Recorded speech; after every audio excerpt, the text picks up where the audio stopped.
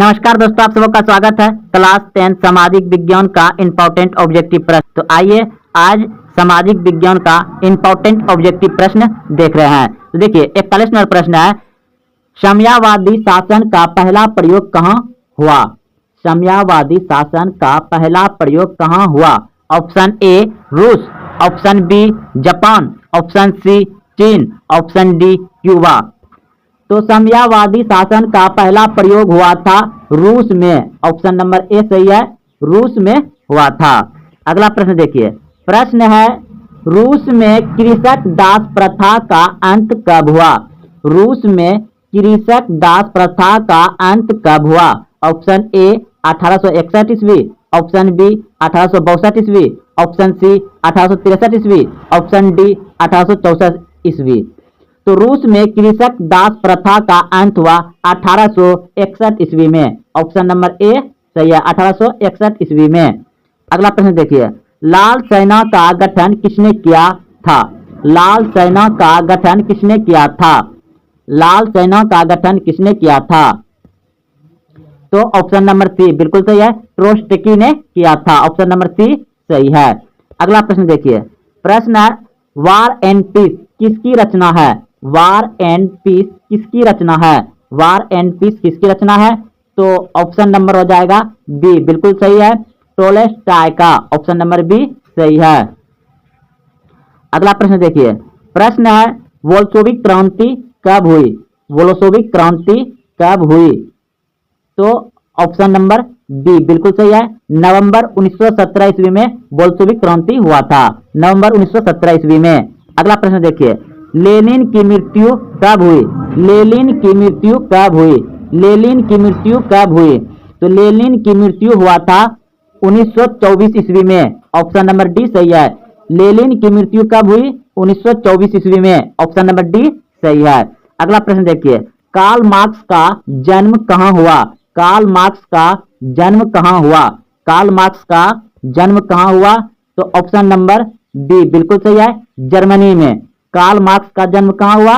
Germany में। Option number B सही है। अगला प्रश्न देखिए, रूस में जार का अर्थ क्या होता था? रूस में जार का अर्थ क्या होता था? आपके सामने ऑप्शन रखा गया है, पीने का बर्तन, पानी रखने के मिट्टी का पात्र, रूस का सामंत, रूस का सम्राट। तो ऑप्शन नंबर डी बिल्कुल सही है, रूस में जार का अर्थ होता था रूस का सम्राट। ऑप्शन नंबर डी सही है, रूस का सम्राट। अगला प्रश्न देखिए, यूरोपियन समाजवादी कौन नहीं था? यूरोपियन समाजवादी कौन नहीं था? यूरोपियन समाजवादी कौन नहीं था? तो Karl Marx. Option number C सही है, कार्ल मार्क्स जो है यूरोपियन समाजवादी नहीं था। ऑप्शन नंबर सी सही है। प्रश्न है ब्रेस्टो-लिटोवैक्स की संधि किन देशों के बीच हुआ? ब्रेस्टो-लिटोवैक्स की संधि किन देशों के बीच हुआ? तो ऑप्शन नंबर डी बिल्कुल सही है, रूस और जर्मनी। रूस और जर्मनी के बीच हुआ था। अगला प्रश्न है दास कैपिटल का प्रकाशन किस वर्ष हुआ था? दास कैपिटल का प्रकाशन किस वर्ष हुआ था? तो ऑप्शन नंबर सी बिल्कुल सही है, 1867 ईस्वी में हुआ था। दास कैपिटल का प्रकाशन किस वर्ष हुआ था? 1867 ईस्वी में हुआ था। अगला प्रश्न देखिए, प्रश्न है अगला,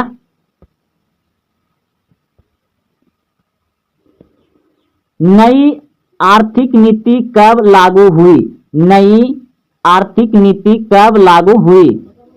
नई आर्थिक नीति कब लागू हुई? 1921 ईस्वी में। 1921 ईस्वी में नई आर्थिक नीति लागू हुई। ऑप्शन ए सही है। अगला प्रश्न है रूसी क्रांति के समय शासक कौन था? रूसी क्रांति के समय शासक कौन था? तो जार निकोलस द्वितीय। जार निकोलस द्वितीय। जार निकोलस द्वितीय। रूसी क्रांति के समय शासक कौन था? जार निकोलस द्वितीय। ऑप्शन नंबर सी सही है। अगला प्रश्न देखिए, वैज्ञानिक समाजवाद की अवधारणा का प्रतिपादन किसने किया? वैज्ञानिक समाजवाद की अवधारणा का प्रतिपादन किसने किया? तो ऑप्शन नंबर बी बिल्कुल सही है, कार्ल मार्क्स ने वैज्ञानिक समाजवाद की अवधारणा का प्रतिपादन किसने किया? कार्ल मार्क्स ने। ऑप्शन बी सही है। अगला प्रश्न देखिए, बोल्शेविक क्रांति का नेतृत्व किसने किया? बोल्शेविक क्रांति का नेतृत्व किसने किया था? तो बोल्शेविक क्रांति का नेतृत्व किया था लेनिन ने। बोल्शेविक क्रांति का नेतृत्व किसने किया था? लेनिन ने। याद रखिएगा, बोल्शेविक क्रांति कब हुआ था? नवंबर 1917 ईस्वी में। उसका नेतृत्व किसने किया था? लेनिन ने। ऑप्शन नंबर ए सही है। अगला प्रश्न देखिए, प्रश्न है दास कैपिटल किसकी रचना है? दास कैपिटल किसकी रचना है? तो कार्ल मार्क्स। दास कैपिटल किसकी रचना है? Karl Marx. Option number A सही है। अगला प्रश्न देखिए, अप्रैल थीसिस किसने लिखी? अप्रैल थीसिस किसने लिखी? तो अप्रैल थीसिस लिखा है लेनिन ने। अप्रैल थीसिस किसने लिखी? लेनिन ने। अप्रैल थीसिस किसने लिखी? लेनिन ने। ऑप्शन नंबर सी सही है, लेनिन। अगला प्रश्न देखिए, सोवियत संघ का विघटन किस वर्ष हुआ? सोवियत संघ का विघटन किस वर्ष हुआ? सोवियत संघ का विघटन किस वर्ष हुआ? तो 1991 ईस्वी में। ऑप्शन नंबर डी सही है, 1991 ईस्वी में। अंतर्राष्ट्रीय महिला दिवस कब मनाया जाता है? अंतर्राष्ट्रीय महिला दिवस कब मनाया जाता है? तो 8 मार्च। ऑप्शन नंबर बी सही है, 8 मार्च। समाजवादियों का बाइबिल किसे कहा जाता है? समाजवादियों का बाइबिल किसे कहा जाता है? समाजवादियों का बाइबिल किसे कहा जाता है? दास कैपिटल को। ऑप्शन नंबर बी सही है, दास कैपिटल को। समाजवादियों का बाइबल किसे कहा जाता है? दास कैपिटल को। अगला प्रश्न देखिए, भूमि शांति और रोटी का नारा किसने दिया था? भूमि शांति और रोटी का नारा किसने दिया था? भूमि शांति और रोटी का नारा किसने दिया था? तो लेनिन ने। भूमि शांति और रोटी का नारा किसने दिया था? लेनिन ने। भूमि शांति और रोटी का नारा किसने दिया था? लेनिन ने। ऑप्शन नंबर ए सही है। चेका क्या था? प्रश्न है, चेका का गठन किसने किया था? चेका का गठन किसने किया था? चेका का गठन किया था लेनिन ने। ऑप्शन नंबर बी सही है, लेनिन। साम्यवादी घोषणा पत्र कम्युनिस्ट मैनिफेस्टो का प्रकाशन कब हुआ? साम्यवादी घोषणा पत्र का प्रकाशन कब हुआ? साम्यवादी घोषणा पत्र का प्रकाशन कब हुआ था? तो 1848 ईस्वी में। 1848 ईस्वी में। अगला प्रश्न देखिए, दुनिया के मजदूर एक हो। दुनिया के मजदूरों एक हो। दुनिया के मजदूरों एक हो का नारा किसने दिया? दुनिया के मजदूरों एक हो का नारा किसने दिया? तो कार्ल मार्क्स ने। ऑप्शन नंबर सी सही है, कार्ल मार्क्स ने दिया था। दुनिया के मजदूर एक हो किसने नारा दिया था?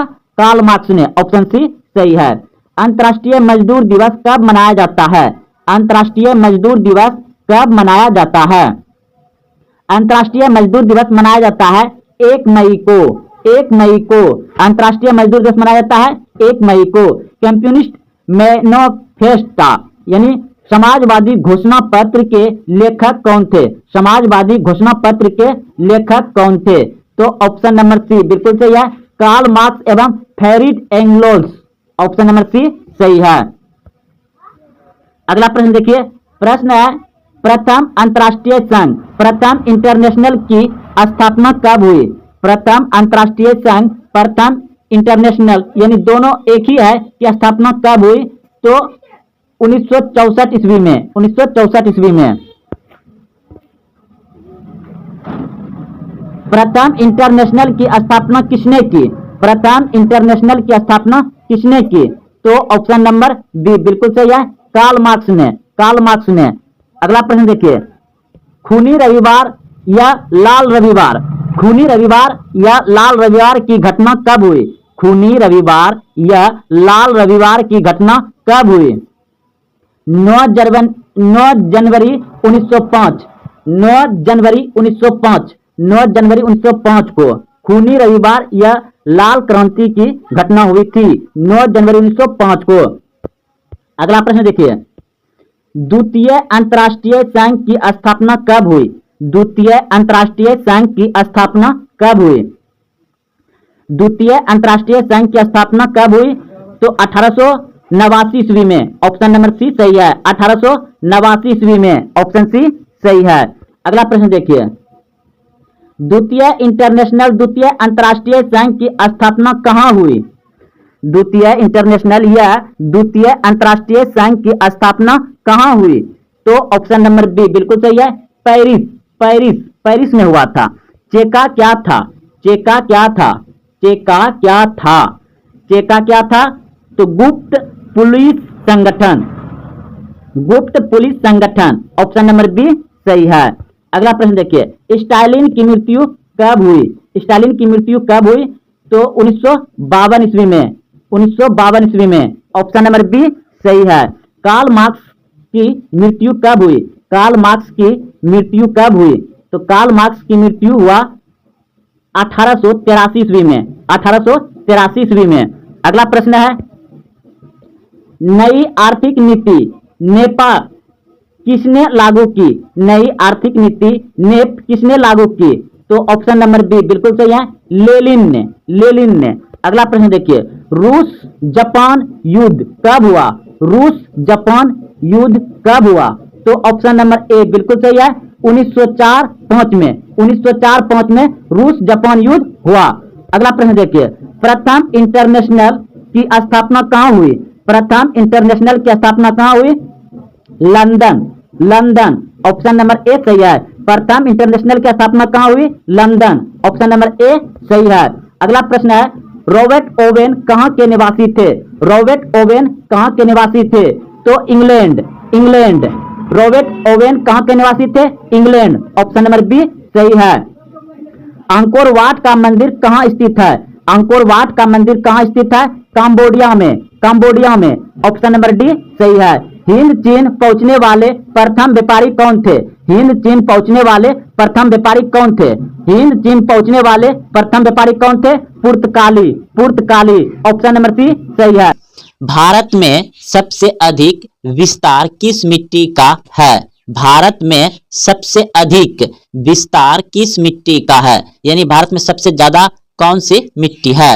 ऑप्शन ए जलोढ़ मिट्टी, ऑप्शन बी काली मिट्टी, ऑप्शन सी लेटराइट मिट्टी, ऑप्शन डी वनीय मिट्टी। तो ऑप्शन नंबर ए बिल्कुल सही है।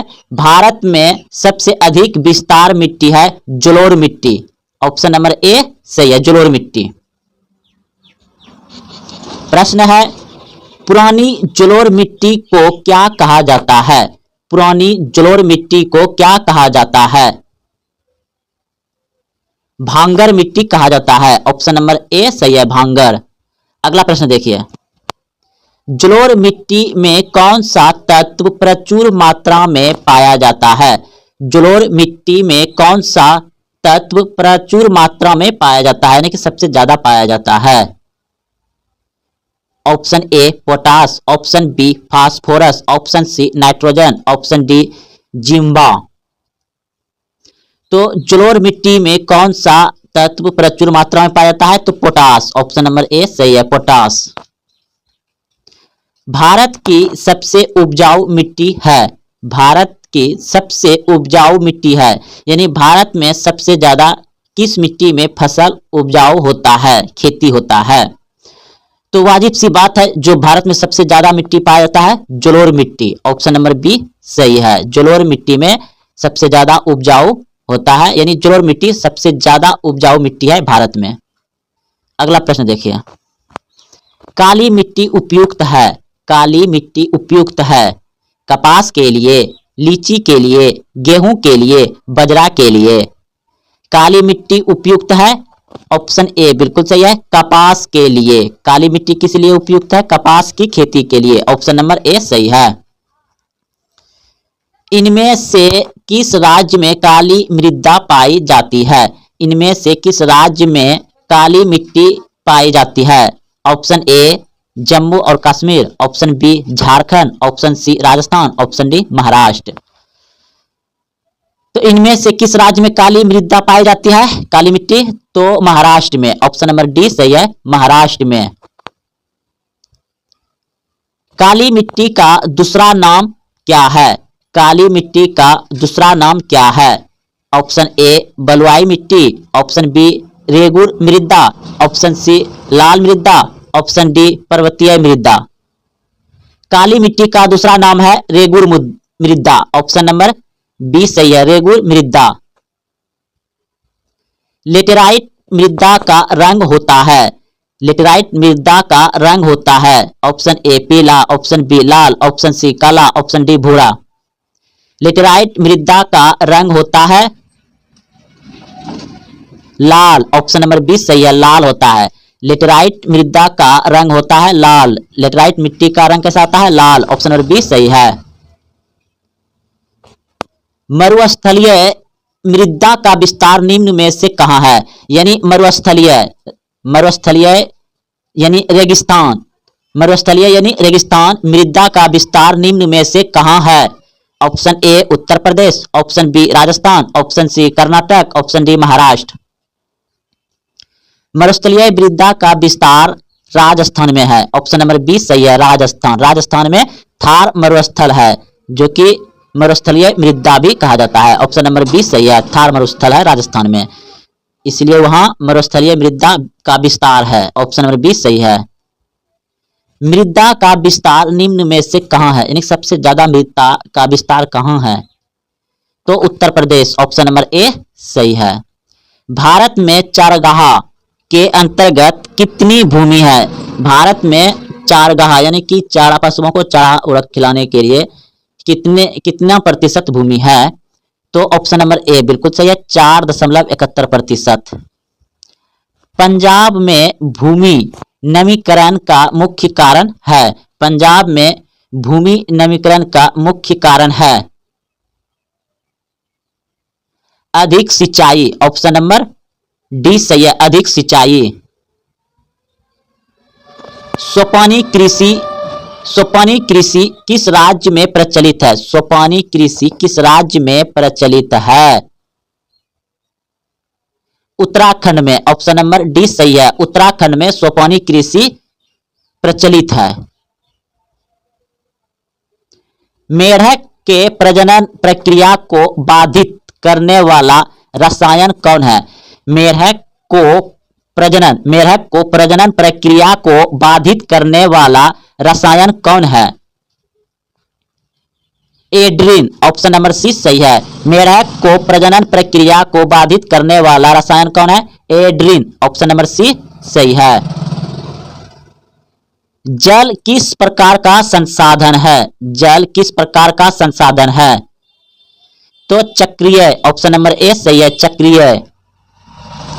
बृहद क्षेत्र में कि बहुत ज्यादा क्षेत्र में जल की उपस्थिति के कारण ही पृथ्वी को कहते हैं, क्या कहते हैं? अधिक जल के उपस्थिति के कारण ही पृथ्वी को क्या कहते हैं? नीला ग्रह, ऑप्शन नंबर 20 सही है, नीला ग्रह कहते हैं। किसने कहा संसाधन होते नहीं बनते हैं? किसने कहा संसाधन होते नहीं बनते हैं? Zimmerman, option B Mahatma Gandhi, option C Sandeep Pandey, option D इनमें से कोई नहीं। जिम्बरमैन ने कहा संसाधन होते नहीं बनते हैं, ऑप्शन नंबर ए सही है, जिम्बरमैन। निम्नलिखित में से कौन सा संसाधन प्राकृतिक संसाधन है? निम्नलिखित में से कौन सा संसाधन प्राकृतिक संसाधन है? तो भूमि क्या है? प्राकृतिक संसाधन है, ऑप्शन नंबर ए सही है। भवन मानव के द्वारा बनाया गया, मानव योग्यता तो मानव है, इनमें से कोई नहीं, तो भूमि जो है प्राकृतिक है, ऑप्शन नंबर ए सही हो जाएगा। निम्नलिखित में से कौन प्राकृतिक संसाधन नहीं है? निम्नलिखित में से कौन प्राकृतिक संसाधन नहीं है? वन तो प्राकृतिक हो जाएगा, नदियां भी प्राकृतिक हो जाएगा, खनिज भी प्राकृतिक हो जाएगा, नगर जो है मानव के द्वारा बसाया जाता है, ऑप्शन नंबर सी सही है, ये प्राकृतिक संसाधन नहीं है नगर। सौर ऊर्जा निम्नलिखित में से कौन सा संसाधन है? सौर ऊर्जा निम्नलिखित में से कौन सा संसाधन है? तो ऑप्शन नंबर हो जाएगा बी, नवीकरणीय संसाधन है। सौर ऊर्जा क्या है? नवीकरणीय ऊर्जा है, नवीकरणीय। ऑप्शन नंबर बी सही है। कौन सा ऊर्जा स्रोत अनवीकरणीय है? कौन सा ऊर्जा स्रोत अनवीकरणीय है? तो कोयला। ऑप्शन नंबर सी सही है, कोयला अनवीकरणीय ऊर्जा स्रोत है।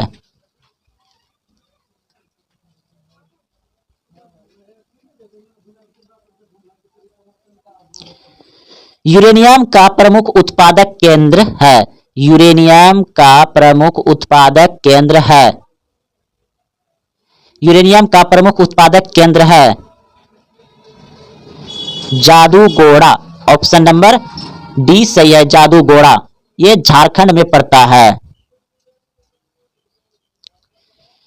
निम्नलिखित में कौन खनिज केरल तट पर बालू के रूप में मिलता है?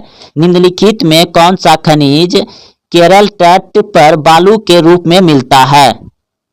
थियोरियम। ऑप्शन नंबर सी सही है, केरल के तट पर मिलता है थियोरियम बालू के रूप में। तारा परमाणु ऊर्जा केंद्र है। तारा परमाणु ऊर्जा केंद्र है महाराष्ट्र में। ऑप्शन नंबर डी सही है, महाराष्ट्र में।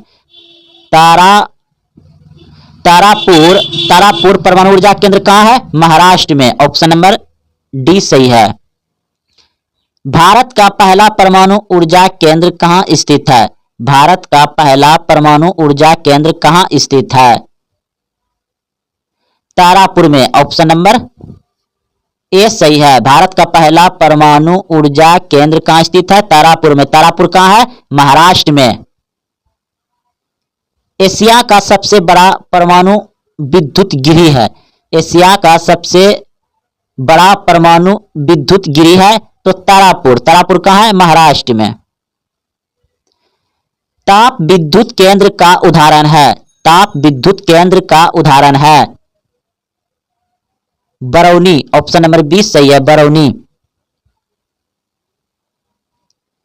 भारत के किस राज्य में सौर ऊर्जा के विकास की सर्वाधिक संभावनाएं हैं? भारत के किस राज्य में सौर ऊर्जा के विकास की सर्वाधिक संभावनाएं हैं? राजस्थान। ऑप्शन नंबर सी सही है, राजस्थान में भारत के राज्य में सर्वाधिक ऊर्जा विकास की सर्वाधिक संभावनाएं हैं राजस्थान में। प्रश्न था भारत के किस राज्य में सौर ऊर्जा यानी कि सौर प्लेट सबसे ज्यादा लगाया जा रहा है? राजस्थान के थार मरुस्थल में, इसलिए वहां सौर ऊर्जा के विकास की सर्वाधिक संभावनाएं हैं राजस्थान में। तो दोस्तों यह सभी प्रश्न बिहार बोर्ड मैट्रिक फाइनल परीक्षा में बार बार पूछे गए थे और आगे भी पूछे जाएंगे। अगर आप अगले साल देने जा रहे हैं तो इस वीडियो को एक दो बार देखें और अच्छे से सभी प्रश्न को याद कर लें। तो दोस्तों अभी तक वीडियो को लाइक नहीं किया तो वीडियो को लाइक करें, अपने दोस्तों में शेयर करें और हाँ अभी तक चैनल को सब्सक्राइब नहीं किया तो चैनल को सब्सक्राइब करें। फिर मिलते हैं अगले वीडियो में। जय हिंद, जय भारत।